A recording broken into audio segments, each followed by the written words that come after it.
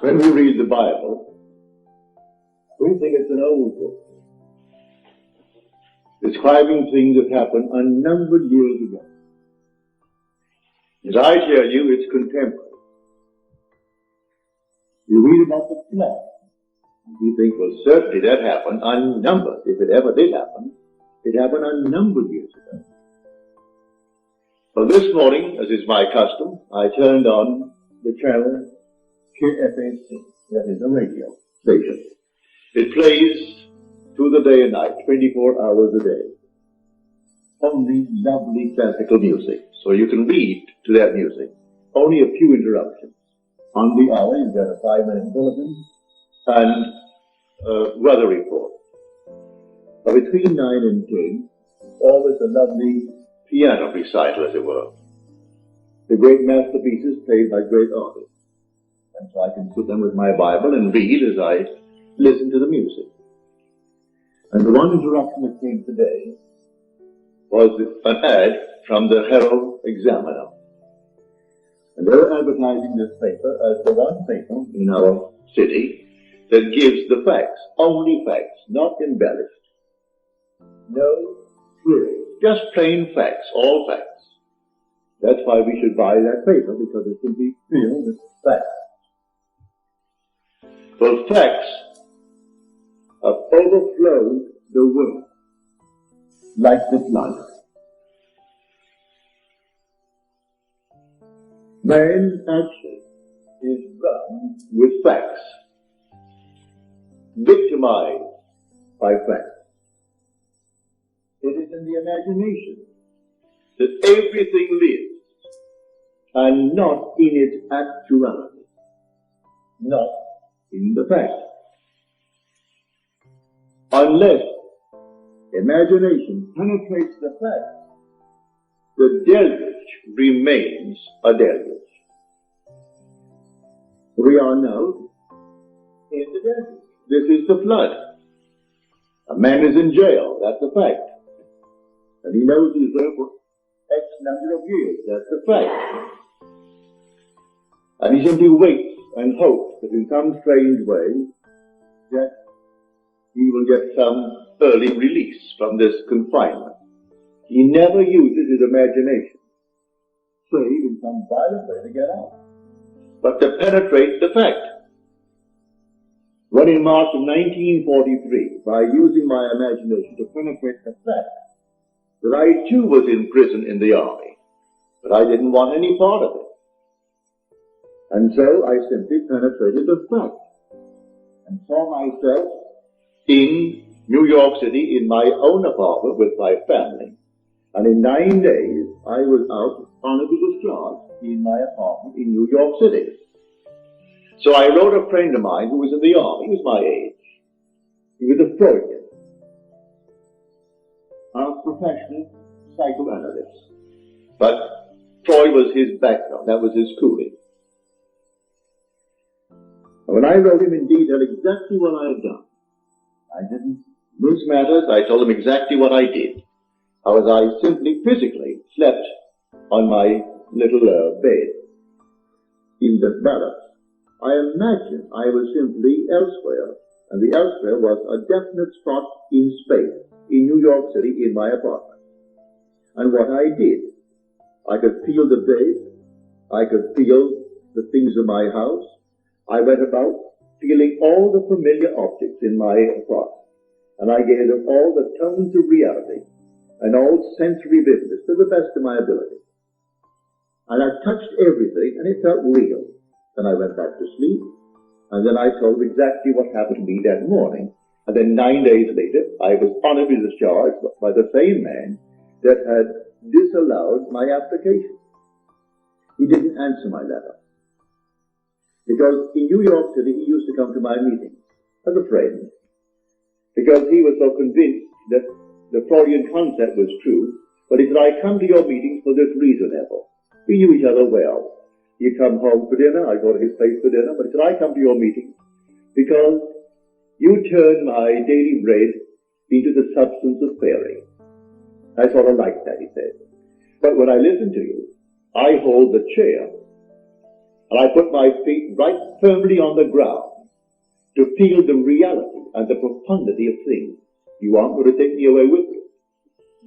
You're going to leave me right here where things are solidly real, so I feel the place under my foot, and I feel the things next to my hand, and I hold on tightly as you weave your story concerning moving off in one's imagination. So he would not penetrate the facts. So when did he get out? When the other millions got out. So he remained with his facts for the next 3 years. I got out in March of 43. He came home to New York City in 46, demobilized as the other millions and millions of boys were. He could not let go of the facts. This is the flood, no other flood. This is the flood. We are drummed with facts, victimized by them. Now, does the Bible teach this story of getting through the facts using my imagination? It certainly does. Now, let me take you into the 27th chapter of the book of Genesis, the first book, the book of the beginning. If you're not familiar with the story of Isaac and his 2 sons, they were twins. Let me just refresh your memory if you've forgotten. It is said in the story that Isaac had, that is, his wife had the 2 sons, Rebekah, but he was the father of the 2 sons, Esau and Jacob. It is said that Esau was a hairy one.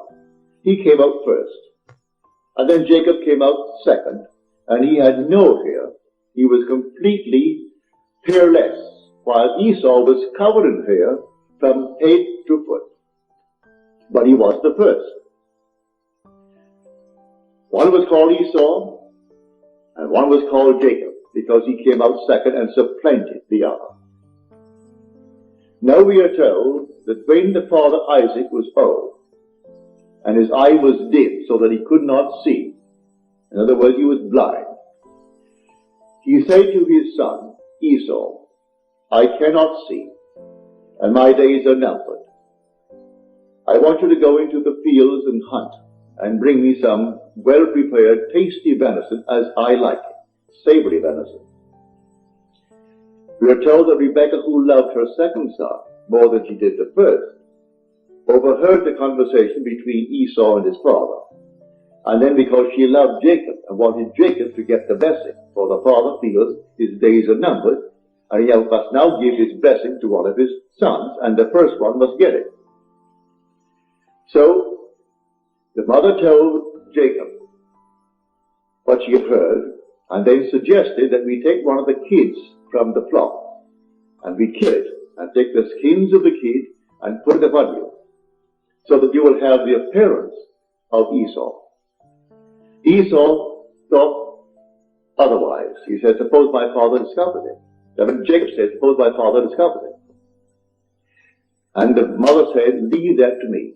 It will be on my shoulder if he discovers it. And send Jacob into the field to bring a kid. Well, he took that kid and brought it tastefully prepared for his father. He came quickly into the presence of the father. And the father said to him, come near, that I may feel you, my son, whether you are my son Esau or not. So Jacob came near to Isaac his father, who felt it. And then Isaac said to Jacob, the voice is Jacob's voice, but the hands are the hands of Esau. And then he blessed him. He gave him his blessing. He had no sooner left the presence of his father when Esau comes in now with savory venison. And the father said, well, who was it that came? For I have already eaten. Who came?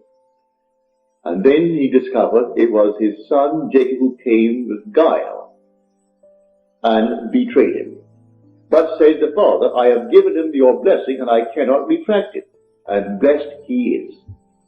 All will serve him. Everyone will serve him. Because I gave you the blessing and I cannot take it back. Now on the surface, you will say, now what is the story trying to tell us? Well, in this same book, in an earlier passage, we are told about the ark. build the ark with 3 decks, the lower, the second, and the third deck. Well, you think it's a huge big building. Well, you use your imagination.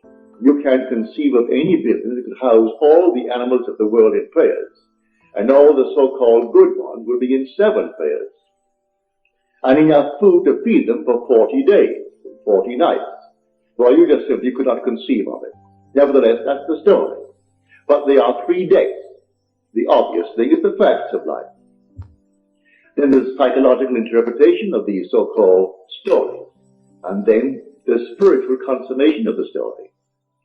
So you have the lower deck, the second deck, and then the third deck. So here is a perfect example of the second deck. This room now is a fact. We're all in the room. It's a fact. But suppose I don't want to be here. Suppose it becomes a prison to me. Can I get out of it? If I know to penetrate the fact. If I know that I am the ark. That all things exist in the human imagination. And the human imagination and God are one. They are one, not two. I can, in my imagination, penetrate any wall. I can now, without batting an eye, the twinkle of an eye, I can stand on the street and see this thing without a man standing before it. No problem whatsoever to assume I'm on the street and looking from the street to this platform. But you may say, well, what would that do? Well, let me do it and feel the reality, feel that solidity of the street under my foot and see this building from the street rather than looking to the street from here. If I do it and give it solidity, give it reality, I'll be compelled to go there. This is what Scripture teaches. That is my blessing.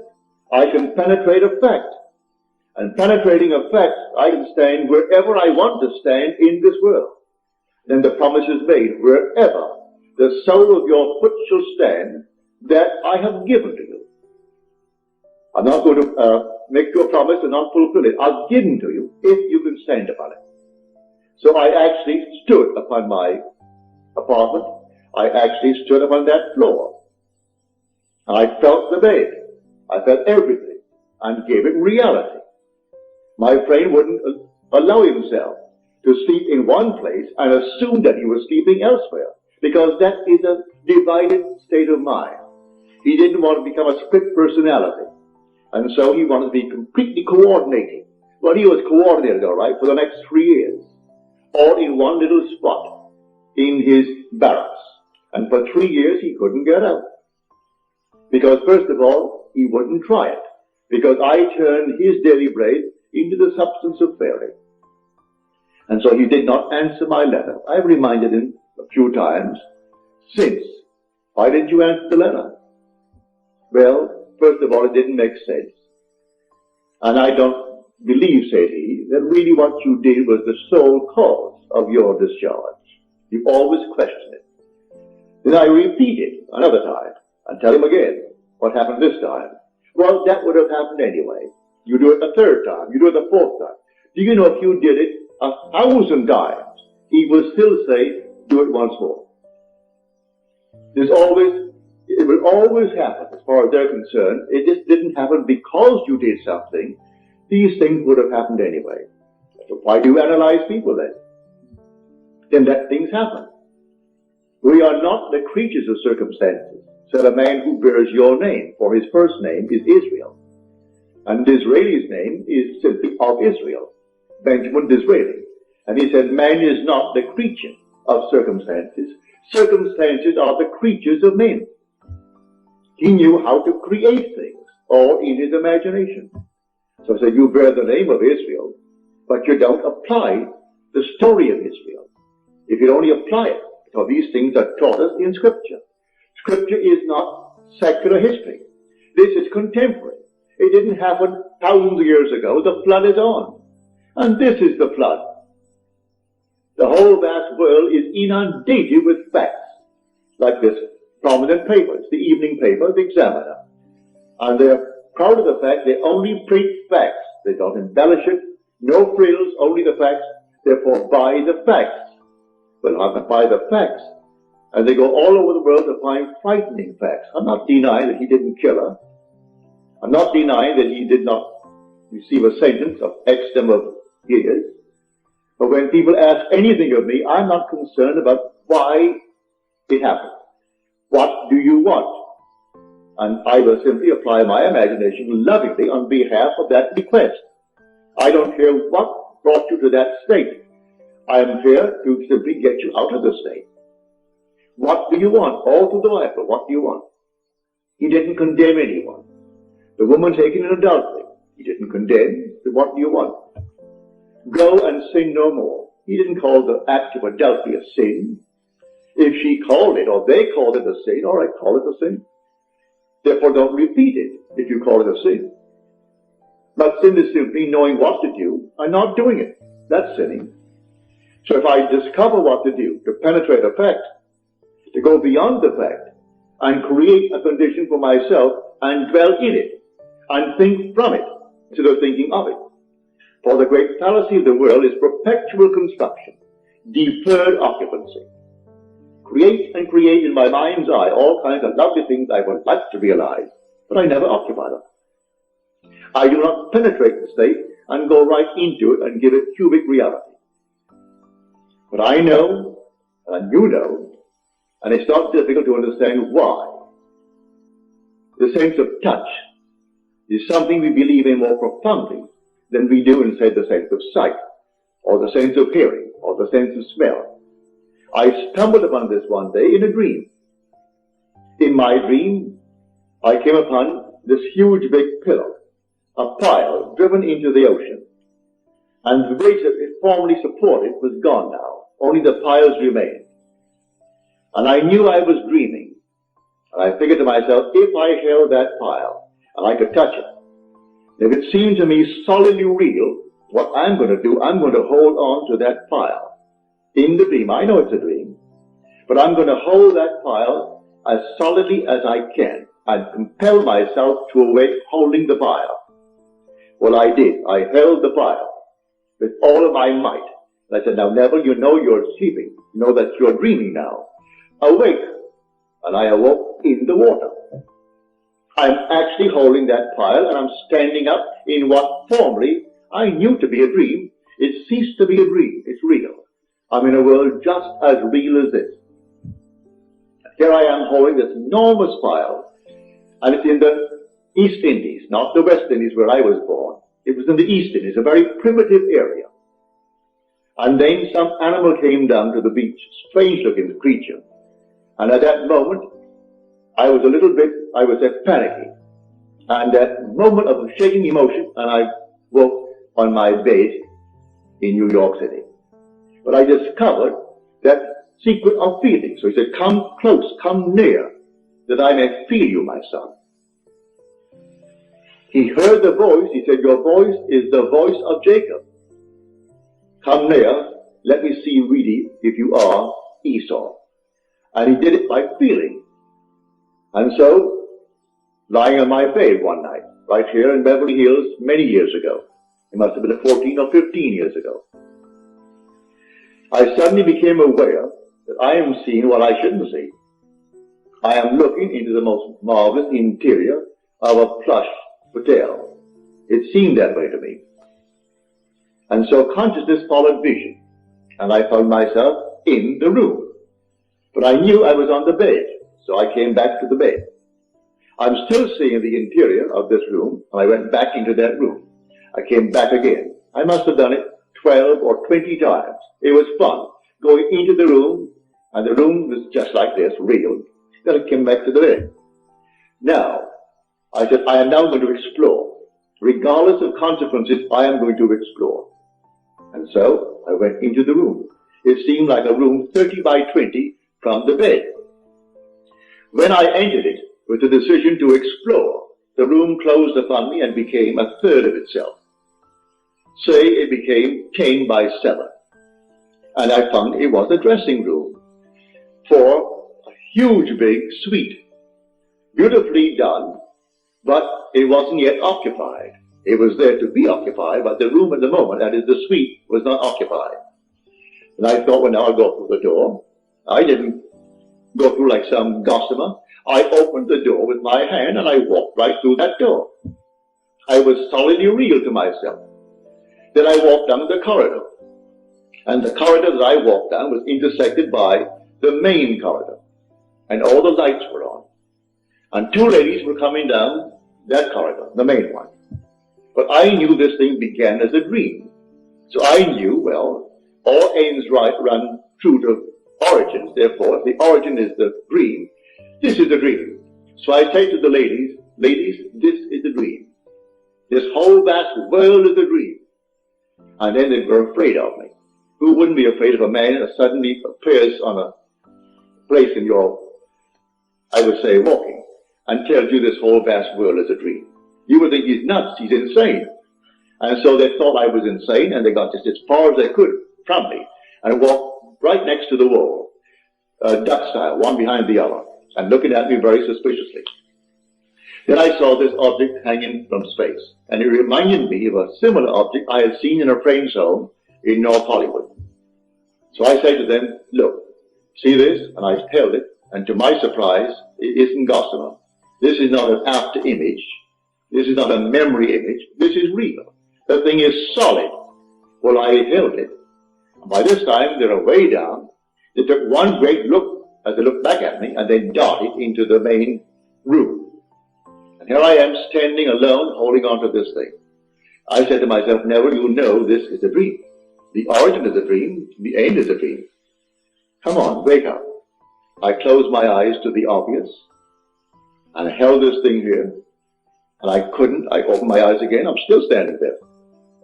But how am I going to get back to my room in Beverly Hills? I didn't know what. There was no place I could go to take me back there. But I remembered, feeling is the secret.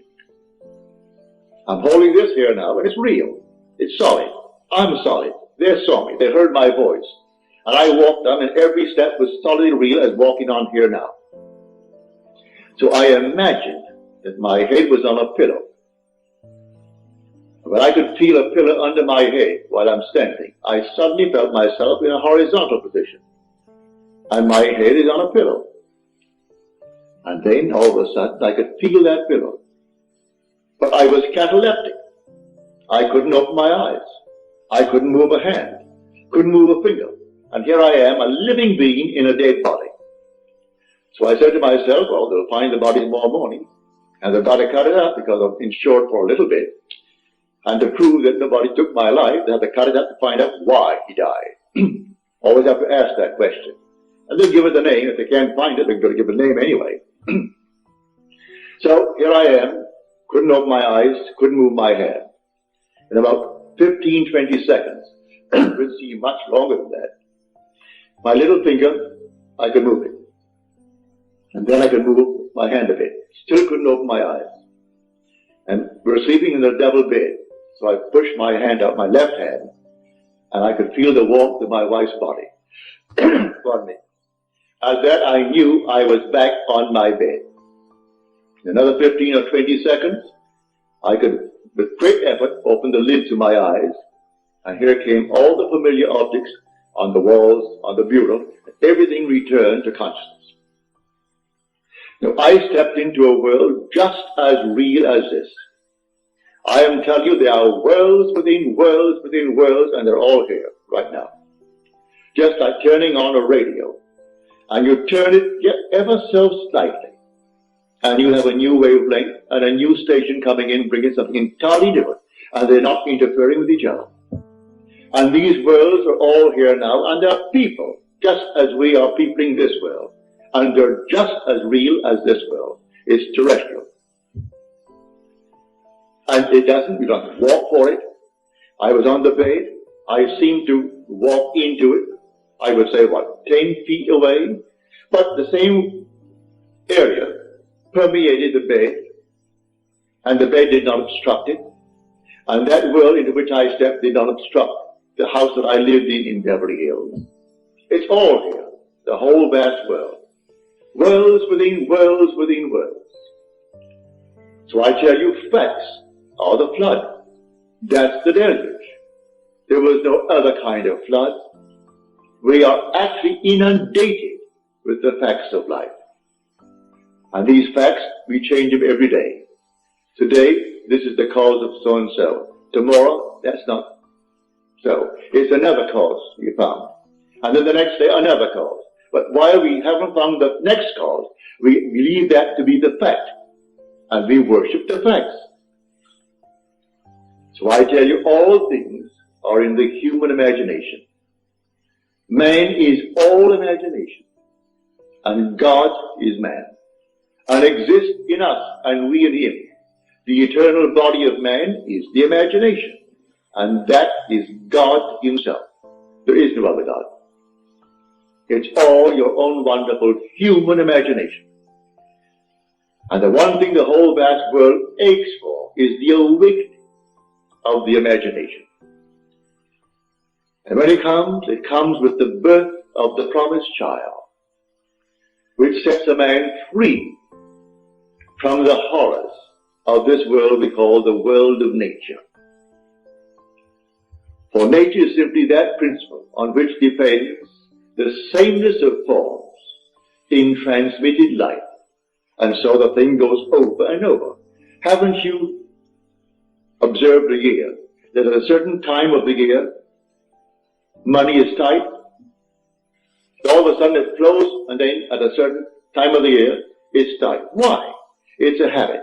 It's a transmitted state. You fix that fact in your mind's eye, and if you got $50,000 today, and say it's the month of December when it's always tight, you're going to loan the money out and give it away before December comes by. So when it comes by, you're going to be tight again. It's a peculiar, I would say, slavery, this thing called nature, in the sameness of forms in transmitted life. Now, you can penetrate the fact and break it. And that's what we're here to teach. I come not to abolish the law and the prophets. I come not to abolish them, but to fulfill them. And tell you the real law. It's not washing your hands before meals, although that's a very nice, clean thing to do.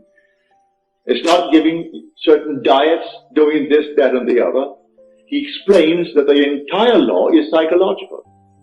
He takes one of the commandments, which is a graphic one, to show you how everything must be interpreted psychologically.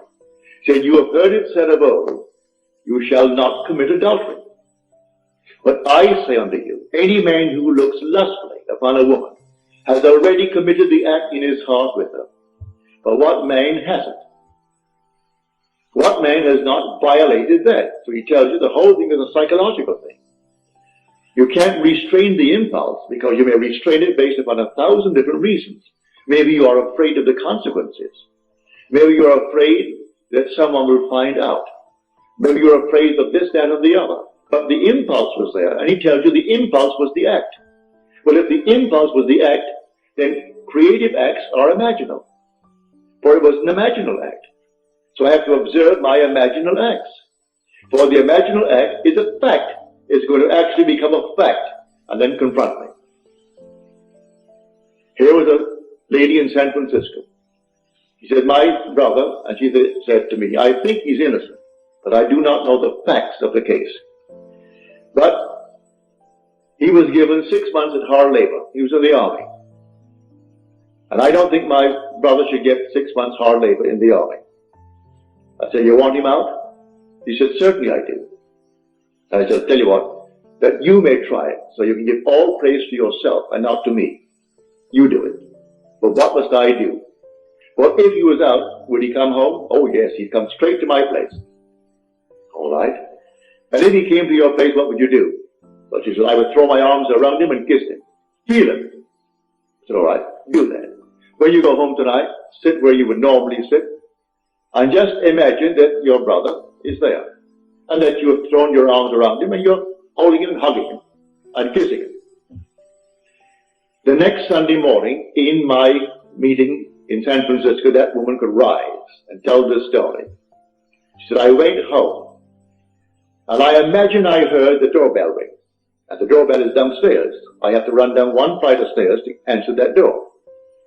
So I heard it ring, and I ran downstairs, and I flung the doors open, and here stood my brother. I went back upstairs. There was no brother, but I did it so vividly, it was almost like a disappointment that I didn't actually see him standing there. But it seemed so real to me. Well, a few days later, she's sitting upstairs, and the doorbell rings. She said, I almost broke my neck to get downstairs, because I knew what was going to happen. And here she threw the door open. Here was her brother. And she stood up in the audience and told that story to the 1,000 who were present that Sunday morning. And they all saw. No one, I presume, would go and verify it. I trusted her implicitly. If she lied to me, well, then it's entirely up to her. But I'm convinced the whole thing was true. I don't check you. I believe you when you tell me that it happened. But the thing is to practice. We are the operant power. And the flood is on. Let no one tell you the flood is over. And the flood is deeper and deeper because we're more and more inclined for facts. We want the facts of life. You want the facts, well, you make the prison walls all the thicker. But learn how to penetrate the facts. And as you penetrate the fact, you must go to a certain objective beyond the fact. What do you want now? Well, then you go into the state of the wish fulfilled. What state? The state you decide. You determine what you want in this world. And you go right into that state. And then ignore the facts. Suppose the facts now still denies what you did. It doesn't matter. Let the facts remain. They'll dissolve. They'll all dissolve because you're going to remain faithful and you'll occupy the state. No longer are you going to construct it and not occupy it. You're going to occupy the state. And as you occupy the state, it's going to work. You can do that with a job. A friend of mine in New York City, he came from out west. He was an engineer. And he said, Neville, I want more money and I want more responsibility. I want to work for a certain firm. I said, you know where they are? He said, yes, on Madison Avenue. They do international work. They build bridges, they build dams, they build things all over the world. And I would like a job that would send me away because I would get 3 times the salary. I said, well, I'll go to the place and see where you would sit if you got the job there. Before they send you off, you'll work in the home office first, wouldn't you? I think so. Well, go up there and just take a good look. He walked into the place, picked out the desk, picked out the place, and then he assumed when he got back home, he was seated at that desk. And that was his job, and he named the sum of money, which was a considerable sum of money. He and his wife and daughter used to come to my meetings. Within a month, he was in that job, and within 2 weeks, he was on his way to the Near East, building bridges.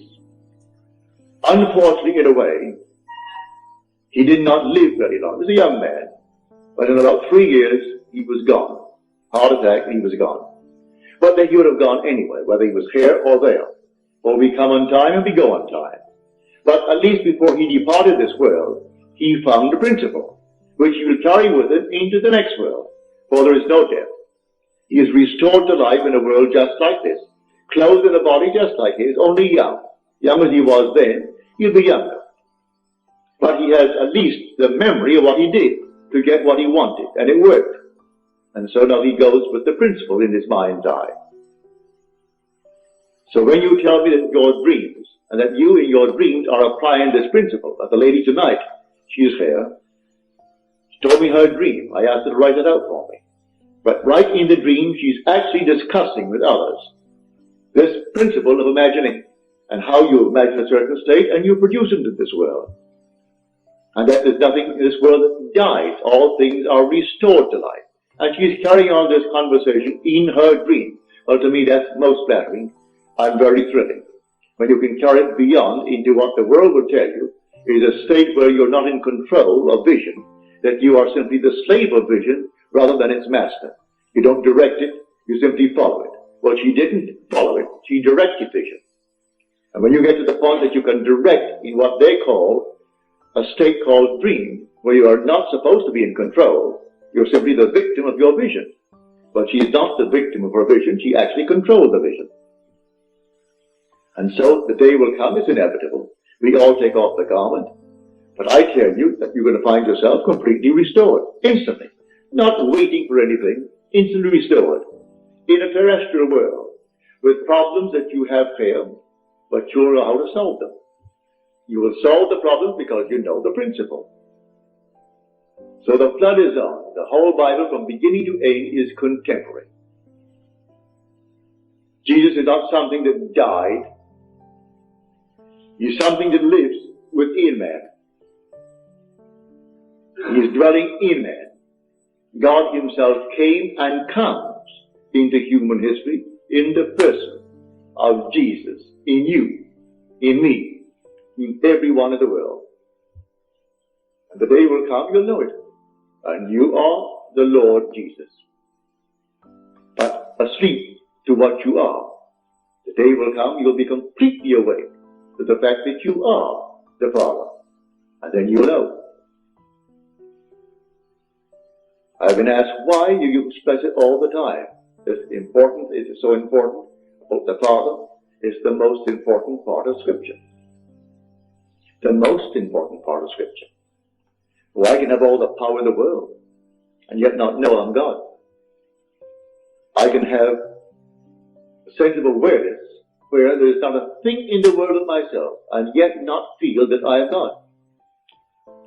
But when the Father comes, and I know that I am the Father of that one and only Son of His, that I know I'm God.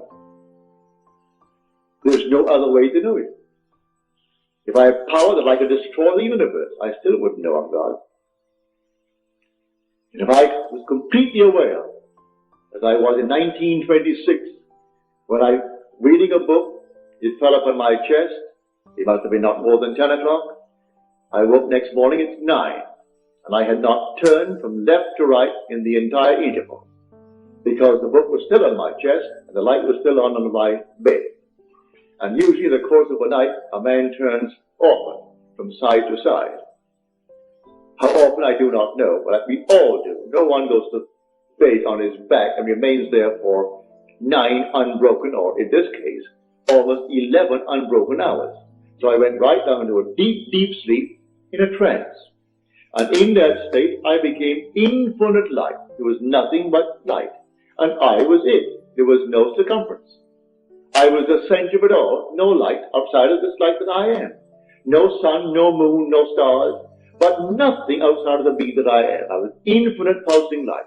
But still, I did not bring back the feeling of being God. Death evaded me. But when you see His Son, and that Son called you Father, and you know, well then there is no doubt in your mind as to who you are. So I say it's the most important part of Scripture. And yet it's the one thing that people will question me on. Why do you emphasize it? Why do you repeat it over and over? Because the one thing in the world that you will one day experience, which will convince you that you are God. Nothing in the world will convince you outside of that. But meanwhile, we can penetrate the facts. The man imprisoned need not be behind bars. We are imprisoned by the things that we do. All right, we can break them. Break anything in this world. A man can be imprisoned by gluttony. He can break it if he knows what he wants. Maybe he doesn't really want to give it up. If he wants to give it up, let him create within his mind's eye a scene, a simple scene that if he had given it up, a friend or some relative would know. And he doesn't brag about it. They simply know. And it's a normal discussion that he has no longing for it anymore. He has no desire for it. Didn't take any drugs for it. Didn't do anything to beat it. It just simply, it wasn't there.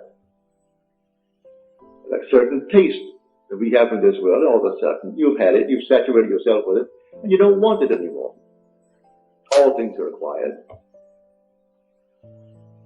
Today I like, for instance, a thing called an oyster. Love them, especially those lovely Eastern oysters. But the first time I had an oyster, I thought I'd die. I was a small boy, I must have been about 9 or 10. I went down to It was then called the Virgin Islands, owned by Denmark. They're now our islands, St. Thomas, St. John, and St. Croix. And my mother said to me, now Neville, you know, you're going to a strange place and they speak Danska. You don't understand the language, but you'll get by. But you're going to a boarding house, and there'll be maybe 20 or 25 boarding. You'll all sit at one big table together. Now you're a boy, and you do not know their habits, so watch what the lady does. And whatever she does, you do it. And I sat down at the table, and then here was this plate of oysters. I'd never seen an oyster in my life before. And then all the little things before it. But I saw this lady take a little fork from the side, so I picked up my fork. And then she took little horseradish, she took something else, then she took a little Tabasco, did all these things to it. And she stuck it into this oyster, and dipped it into all that she had done. She closed her eyes and she ate as though you had honey in your mouth. I expected the same thing, so I did the same thing. And when I got that thing in my mouth, Lord, it wouldn't go down. I couldn't bring it up. I'm not supposed to bring it up. Mother told me that. And so here it stopped. But the funny part about it, I not only had that one, I looked up to find there were 5 others. And they had to go down. Well, that was my introduction to oysters. But now today, I love them. I acquired the taste of oysters. The first time I had a drink, well, I can't tell anyone that it was something like honey to me, but I acquired the taste, and today I thoroughly enjoy a drink. I try not to go beyond a certain point, because I want to keep my faculties alive, but I enjoy a drink. I've tried and tried and tried to acquire a taste for smoking, and I can't. Therefore, I gave that up when I tried it for about 6 months. I couldn't do it. I was then only 21 or 22, and I couldn't seem to enjoy a cigarette or a cigar or anything. It made me sick. So I gave it up and acquired it. But all the other things we have acquired. If you don't come into the world with these tastes, you acquire these tastes. You can acquire the taste of living in comfort. You can acquire the taste of living as a gentleman, as a lady. Acquire the taste. You want to actually live like a lady, live like a gentleman, with no pressure to pay the rent, no pressure to do these things. All right. Assume that you are that lady, you are that gentleman. Penetrate the facts. The facts tell you that you are not. You don't have it. Penetrate the facts and live in the state as though you had it. And may I tell you from experience, you will have it. You will actually have it. Don't ask me how. The ways and means are contained within the state that you enter. So you enter a state, and it contains all that is necessary to externalize that state. So pick out your state, a lovely state, and go right into that state and dwell in it. I call that occupying the state and thinking from it instead of thinking of it. Just as you now think from your present state with all the facts around you to anchor you into it, get into another state, all in your imagination, and the facts will appear to anchor you into that state. And the day you tire of it, you can get out of it and go into another state. You know, when you move into a new home, move into a new city, you have to actually adjust yourself to it. Well, you are the pilgrim passing through unnumbered states. The states remain, but you, the pilgrim, pass through them, like a traveler passing through a city. The city remains, but you, the traveler, pass through it. So you go right into another city. You don't rub out the state. Poverty remains a state. When a man who was once poor moves out of it. So he moves out of poverty into the state of affluence. But he doesn't destroy the state of poverty. Anyone can fall into it. So Blake said, I do not consider the just or the unjust to be in a supreme state, but only to be in these states of sleep, which the soul may fall into in its deadly dreams of good and evil. So it toys with this state, and it finds itself enamored with the state, and it falls into it. He's not supreme because he's wealthy, and the other one is not ignored because he's poor. It's a state. Don't condemn the occupant of the state. The state is the thing, but the occupant is God. For the occupant in a state called poverty, he's saying, I am, before there's a poor. He doesn't say I am poor, meaning he's different. as far as I am goes, from the one who says I am rich, the same I amness that occupies the state of poverty is occupying the state of wealth. And so you can go into any state, and being in the state is God. And you wear these states as you wear clothes. But you must be consistent and actually believe it. First of all, as you're told in that 6th chapter of John, we believed and have come to know that thou art the Holy One of God. First, faith that ventures on a possibility. And then, something more sure than faith, something steadier than faith, personal experience. You venture. That's faith. I will actually believe you now.